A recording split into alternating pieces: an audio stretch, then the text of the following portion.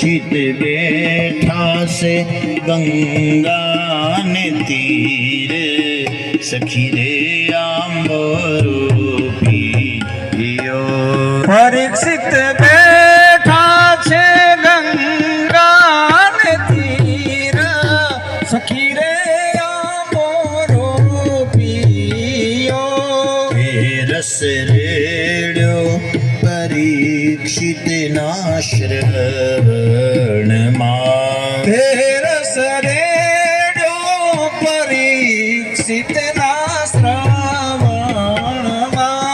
હરાનુગ્રહનો એ આધાર સખી રે આંબરો પિયો કરાયાનુગ્રહનો છે આધાર સખી રે આંબરો પિયો સાત દિવસમાં શ્રી કૃષ્ણનું પદ રે મળ્યું સાત દિવસમાં શ્રી કૃષ્ણનું પદ રે મળ્યું જય શ્રી પુરુષોત્તમ અભિરામ સખી રે આંબરો પિયો જય શ્રી પુરુષોત્તમ અભિરામ સખી રે આંબરો પિયો આંબો ગાય શીખને સુને સાંભળે આંબો ગાય શીખને સુણે સાંભળે એનો હરિના ચરણમાં વાસ સખી રે આંબરો પિયો તેનો હરિના ચરણમાં છે વાસ, સખી રે આંબરો પિયો. તબ શ્રી વલ્લભ કુળને વારણે જાઉં શ્રી વલ્લભ કુળને વારણે. બની હરી જાય માધવ દાસ સખી રે આંબરો પિયો બલી હરી જાય માધવ દાસ, સખી રે આંબરો પિયો. આંબો ખંડ ભુવન માંથી ઉતર્યો આંબો અખંડ ભુવનમાંથી ઉતર્યો. બોલીએ શ્રી ભાગવત ભગવાન ભગવાન કી જય.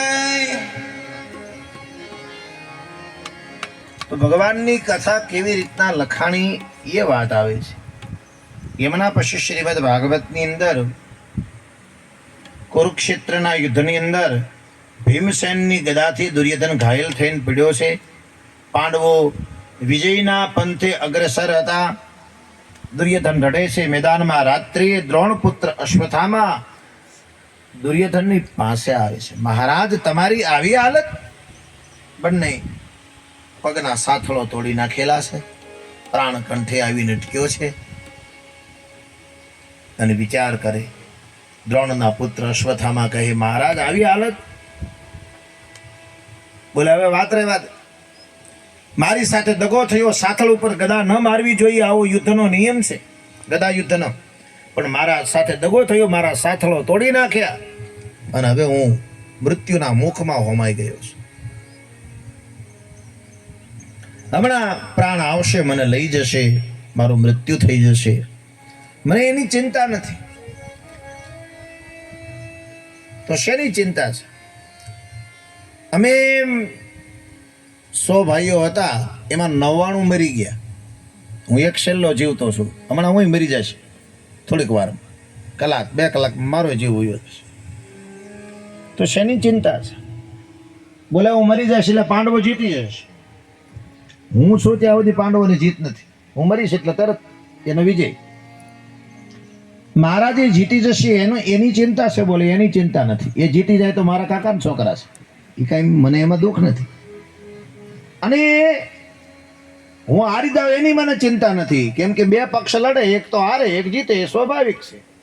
તો એ ચિંતા છે નહીં છે તમને, એ તો કયો. બોલે ચિંતા એક જ વાતની છે, અમારા 99 ભાઈઓ મરી ગયા ને હમણાં હું મરી જાશ, ખોબ અમારા પૂરા થઈ જશું. એ 5 પાંડવો હતા. હાલો, પાંડવોને અર્જુનને ન મારી શકાય, ધનુર્ધારી હતો, ભીમ ગદાધારી હતો, એને ન મારી શકાય, યુધિષ્ઠરને ન મારી શકાય. પણ ઓલા નકુલ સહદેવને અમે મારી ગયા હોત ને, અમારથી મરી ગયા હોત ને, તો મને એમ થાત કે 18 દિવસ યુદ્ધ કર્યું, બેને તો અમે મારી નાખ્યા. આ તો એનો વાળે વાંકો ના કરી શક્યા ને મારા 99 ભાઈઓ મરી ગયા. દુઃખ આ વાતનો છે, બીજું કોઈ દુઃખ નથી. આના હમણાં હું મરી જઈશ, બસ આટલી જ વાત. હે મહારાજ, હું હમણાં જ કંઈક કરું છું, આમ કરીને